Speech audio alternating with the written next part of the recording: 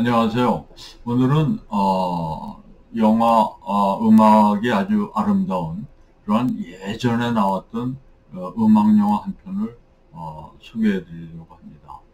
어, 영화 제목은 오케스트라의 소녀입니다. 그래서 원래 영어 제목은 100 Men and a Girl이라고 하는 영화인데요.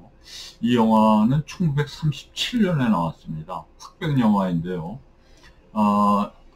Gone with the Wind, 그 바람과 함께 사라지다가 1939년에 나온 영화이니까 아마 그 비슷한 시기에 나온 영화입니다. 그리고 이 영화의 주제가와 같은 곡이 이 모차르트의 그 알렐루야라고 하는 아리아입니다. 그래서 굉장히 아름다운 그 아리아가 나오고요.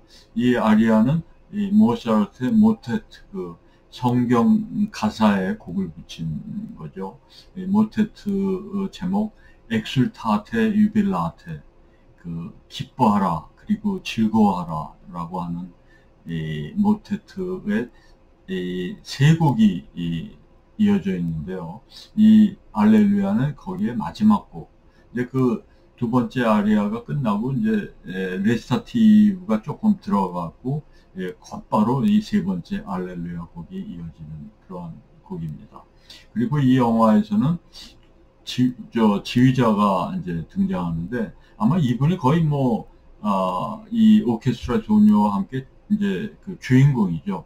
그 레오폴드 스토쿰스키라고 하는 지휘자인데, 이분은 아마 그 당시에 미국에서 가장 유명한 지휘자로 그 디즈니의 그 영화 판타지아의 그 음악을 담당했던 그러한 지휘자가 되겠습니다. 이게 이제 그 영화의 그 포스터입니다. 그래서 이제 이 소녀, 17살의 소녀 디아나 다빈이 있고요. 그 밑에 보면은 이제 레오포드 스토쿰스키라고 하는 이제 그 유명한 지휘자가 이름이 있고요. 그 옆에 보시면 이제 코스염을 한 그 분이 이제 영화에서 이 디아나 다빈의 아버지가 되는 그 무직 그 실업자들로 구성된 오케스트라의 이 말하자면 단장 역을 맡고 있는 그 트롬보니스트입니다. 그리고 이거는 조금 잘 안 보이시지만 우리나라에서 상연됐을 때 그 포스터입니다. 그래서 오케스트라의 소녀 거기 밑에 보면 디아나 다빈이라고 써 있죠. 그래서 이제 그 소녀와 그 아버지의 그 사진이 들어가 있습니다. 저는 이 영화를 제가 초등학교 때 지금도 기억이 나는데요. 명동성당 근처에 그 당시에 중앙극장이라고 있었습니다. 그 중앙극장에서 어머니와 함께 본 기억이 지금도 납니다. 그리고 이거는 이제 그 영화의 장면인데요. 드디어 그 오케스트라가 실제로 무대에서 이제 그 공연을 하게 되는 이제 그때 장면을 이제 이 제목 첫 장면에 넣은 거죠. 그래서 가운데 보시는 분이 이제 스토쿰스키 지휘자고요. 이 지휘자는 아주 백발에다가 그다음에 지휘봉도 사용하지 않고 맨손으로 지휘를 하고 있는 모습이 굉장히 그 매력적인 그런 지휘자입니다. 그래서 이 영화를 잠깐 더 소개해드리면요. 이 1930년대는 미국에서 대공황 시절입니다. 그래서 1929년에 월스트리트의 그 이제 주식시장이 폭락하면서 대공황이 시작됐는데, 그 당시 뉴욕에는 이 길거리에 다니는 사람 중에 4명 중에 1명은 실업자일 정도로 굉장히 그 대량 실업이 만연해 있고, 소득이 없어서 이제 공짜로 밥을 주는 그런 배식소 앞에 줄을 쭉 서 있는 그런 그 모습들이 그 당시의 뉴욕의 상황이었습니다. 그래서 음악가들도 다 실직을 해서 소득이 없는 삶을 살고 있던 그때 이 오케스트라의 어떤 연주를 할 수 있는 기회를 좀 만들기 위해서 이 10대 소녀가 정말 이리 뛰고 저리 뛰고 정말 현실의 벽을 극복하려고 하는 그러한 천진난만한 소녀의 활약상을 그린 영화입니다. 그래서 이 영화의 주인공 디아나 더빈이 17살 때 이 영화를 찍었는데요. 그런데 아주 우연하게도 이 모테트를 작곡했던 모차르트가 그 당시 나이가 17세였습니다. 그래서 17세 작곡가가 작곡한 곡을 17세의 여자 소프라노가 부르는 그런 아주 재미있는 인연인 곡입니다. 그리고 이 영화에는 이제 그 나오는 곡들이 바그너의 그 로헨그린의 산막전주곡. 정말 이 산막전주곡은 아주 장대하고 아주 정말 그 엄숙한, 그리고 그 금관악기에 그 정말 불꽃 튀기는 것 같은 그러한 그 화려한 아름다움이 아주 매력 있는 그러한 전주곡이죠. 그리고 여기에는 이제 나중에 오케스트라가 이제 공연할 때 그 차이콥스키의 심포니 5번도 공연하고 또 스토쿰스키한테 가서 이제 막 연주를 하는 장면에 나오는 거가 리스트의 헝가리안 랩소디, 이제 그런 곡들. 그 다음에 마지막에 이제 이 축배의 노래를 주인공이 부르는 이제 그러한 장면들이 나오는 영화입니다. 요게 이제 디아나 다빈의 조금 성숙했을 때 모습이고요. 그 이제 모차르트의 알렐루야에 대해서 조금 더 소개를 해드리면, 아마 유튜브에서 이 디아나 다빈과 레오폴드 스토쿰스키를 치시면 이 실제로 동영상으로 이 노래를 들으실 수가 있으니까 한번 꼭 들어보시기 바랍니다. 제가 이 곡에 대해서는 모차르트의 그 이 종교음악 성가곡이라고 하는 제가 이 유튜브 편에 소개했던 곡이기도 합니다. 그래서 이게 천의 무봉의 아리아라고 제가 그때도 표현했었는데요.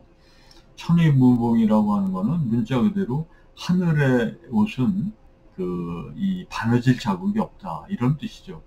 그만큼 무결점의 그러한 곡이다라고 하는 뜻입니다. 그래서 정말 이 노래를 들으시면 10대 소년이 작곡했으리라고 상상할 수 없을 정도로 정말 아름답고 완벽한 그러한 곡입니다. 나중에 제가 그 영화 아마데우스인가요? 거기를 보니까 모차르트의 그 이제 연주에 왔던 이 황제 조셉 2세가 끝나고 모차르트한테 이렇게 말하는 장면이 있었던 것 같아요. 음표가 좀 너무 많은 거 아니냐, 이렇게 얘기를 했는데, 거기에 대해서 모차르트가 단호하게 대답을 하죠. 내 음악에서는 단 하나의 음도 불필요한 음표가 없습니다. 이렇게 얘기했던 그런 대사가 기억이 납니다. 이 곡을 작곡했던 1773년은 모차르트가 17살이었는데요. 10대 그 모차르트가 이태리의 아버지와 함께 3번을 방문합니다. 그래서 14살 때 처음 가는데요. 14살 때 갔을 때는 그 볼로냐를 거쳐서 로마까지 가는데, 이때 볼로냐에서 그 마르티니 신부, 그분이 이 대위법의 대가였는데, 그분한테 그 가르침도 받고, 실제로 또 볼로냐의 음악 아카데미에서 치르는 말하자면 자격시험 같은 것도 한번 보게 해줘갖고, 보고서 이 모차르트가 낸 악보를 보고 놀래서 그 명예 회원증도 줄 정도였습니다. 그래서 그 볼로냐의 그 음악 박물관에 가면 그 당시에 모차르트가 실제로 그 출제된 그 주제를 가지고 작곡했던 곡의 악보가 전시되어 있습니다. 그리고 로마에 가서 그 미제레레의 그 알레그리의 미제레레를 듣고 악보로 옮겨서 놀라게 했었죠. 그 당시에는 악보가 반출이 안 될 텐데, 이제 그 음을 듣고 와서 악보로 옮겨놓은 거죠. 그 사실을 나중에 알고서 교황이 이 황금 박차 훈장을 모차르트한테 수여하게 되죠. 그래서 이제 세 번째 1773년에 또 이태리의 밀라노에 갔을 때는 이 아주 천재 이 모차르트한테 이 오페라 작곡을 해달라는 의뢰가 와서 오페라를 쓰고 있을 때입니다. 그럴 때 이제 작곡을 이 모테트도 작곡했던 것 같습니다. 그리고 요게 이제 그 영화에 나오는 오케스트라 소녀의 모습입니다. 이제 다닐 때 이렇게 이제 그 모자 같은 거를 쓰고 귀여운 모습으로 다녀 그런 장면들이 많이 나오죠. 그리고 요 장면은 이제 스토리를 좀 말씀드리면은 이 오케스트라 소녀가 아주 재벌집 그 만화님한테 찾아갔던 그런 장면입니다. 왜 갔냐면은 이 아버지가 우연히 길에서 지갑을 줍게 됩니다. 그 지갑에는 돈이 많았는데 지갑을 갖고 와서 이제 집에 오니까 집주인이 자꾸 밀린 월세 달라고 그래서 그 지갑에서 월세를 빼줍니다. 뭐 40몇 불인가요? 하여튼 잘 모르겠는데 그 돈을 빼주고 이제 났는데 이 딸이 그 사실을 알고 돈이 어디서 났냐? 돈이 도대체 어디서 나서 그 월세를 지불했냐? 그리고 그 사실을 알게 되고 나서 수소문을 해서 그 지갑의 주인인 이 부잣집 만화님을 찾아가게 됩니다. 그래서 그 부잣집 만화님 집에 갔더니 그 집에서는 이런 파티가 열리고 있는데 이제 그 재벌집 부인한테 지갑을 돌려주면서 사정을 얘기하게 됩니다. 그래서 몇십 분은 저희가 부득이하게 썼는데 나중에 갚겠다. 그러니까 이 만화님이 그럴 필요 없다.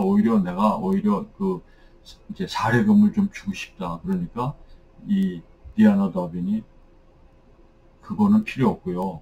저희 아버지가 실직 오케스트라를 운영하시는데 스폰서가 필요합니다. 그렇게 얘기를 합니다. 그래서 그러니까 이제 이 재벌집 만화님이 그러면 지휘자도 있어야 되는데 지휘자는 있냐? 없다 그러니까 그러면 아주 좋은 지휘자를 구해서 정말 그 연습을 하면 내가 후원을 하겠다라고 말합니다. 근데 이거는 영화 나중에 보면 결국 이거는 허언에 그치고 맙니다. 왜? 이제 이 지휘자를 구했다고 이 디아나 다빈이 집에 찾아가니까 부인은 이미 유럽 여행을 가고 없습니다. 그거는 마치 우리가 길에서 뭐 친구 만나면 다음에 뭐 식사 한번 하지 라고 말하고 헤어지면 그게 꼭 식사를 한다는 뜻이 아닌 거와 뭐 마찬가지죠. 하여튼 그래서 이제 그 아주 현실의 벽을 실감하게 되는 장면도 나옵니다. 이거는 이제 이 지휘자를 구하기 위해서 그 당시에 가장 유명했던 레오폴드 스토쿰스키가 이제 리허설을 하고 있는 그 음악당에 몰래 숨어 들어가는 장면입니다. 그래서 이제 가드의 눈을 피해서 몰래 들어가는데 가드한테 이제 걸리게 되니까 이제 막 의자 밑에 숨어서 숨바꼭질하는 장면도 나오고요.